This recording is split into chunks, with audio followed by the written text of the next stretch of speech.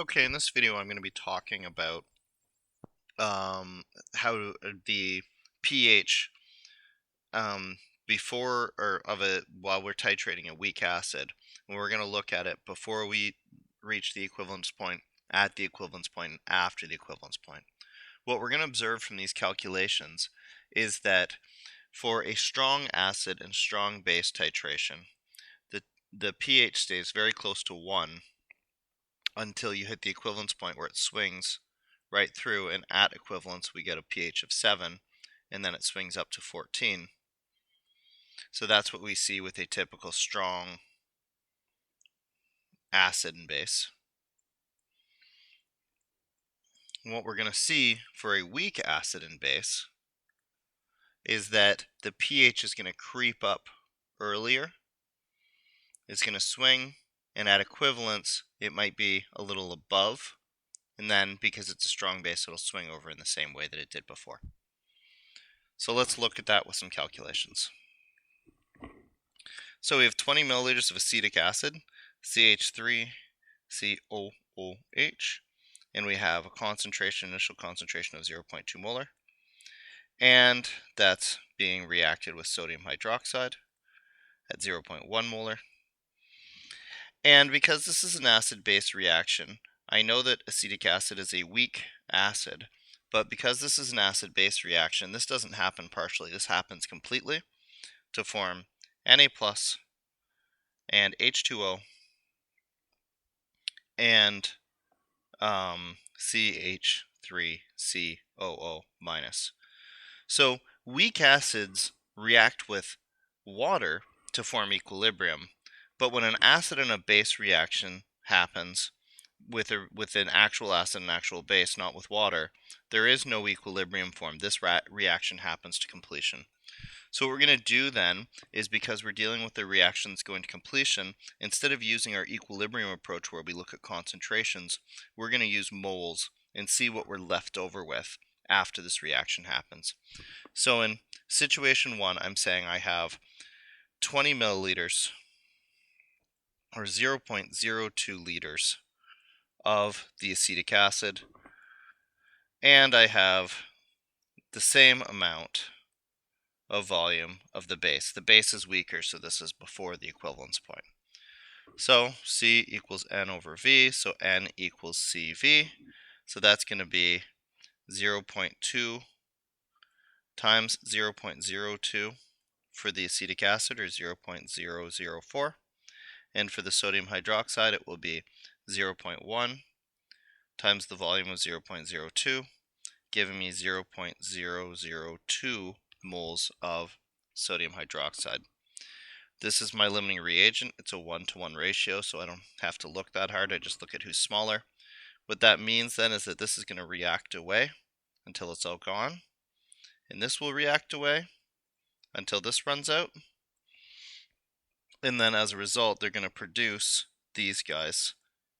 Now I'm not interested in the sodium or the water because neither one of them are going to have any effect on the pH of the solution, but I am interested in the amount of the negative anion acetate that I create.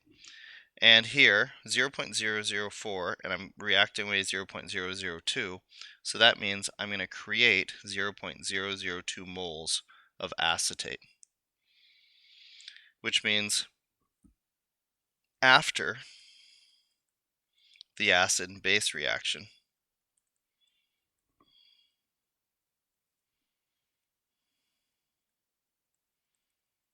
I will have remaining 0.002 moles of acetic acid, no sodium hydroxide, and 0.002 moles of acetate. Now I will have added 0.02 liters to 0.02 liters, so my new volume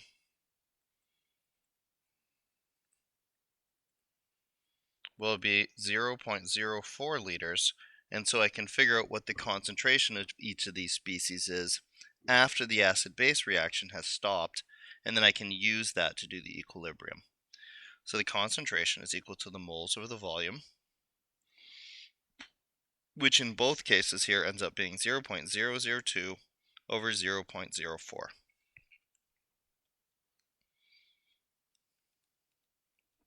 And that's 0.05 molar.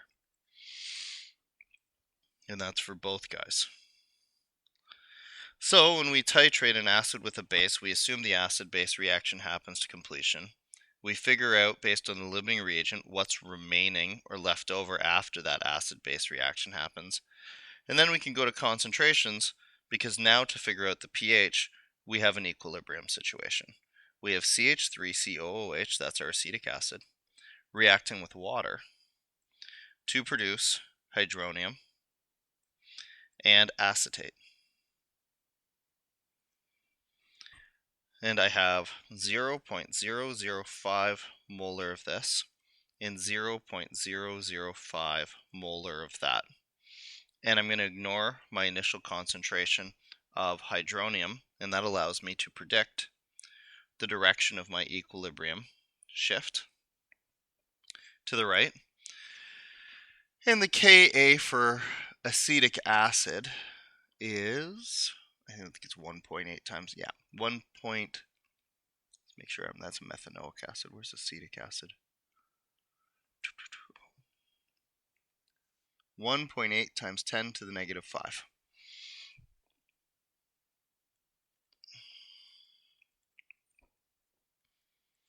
My 100 rule is going to apply here, 0.005 divided by 1.8 times 10 to the negative 5. Or if you want to view this, not 0.005, just 0.5. Copying that number, careful.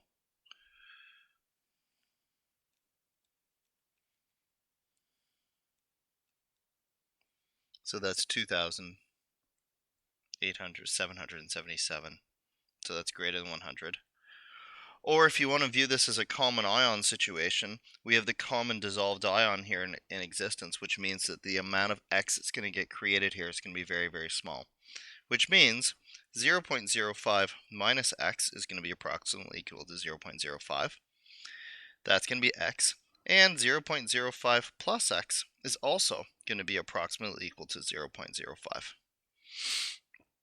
So my Ka expression, CH3COO minus H3O plus and CH3COOH.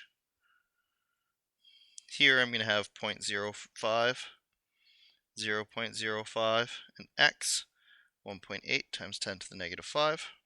So my X is just going to be 1.8 times 10 to the negative 5. So that's my concentration of hydronium.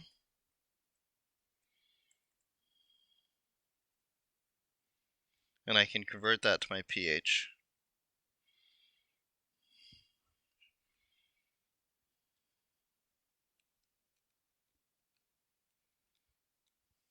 And I get 4.7.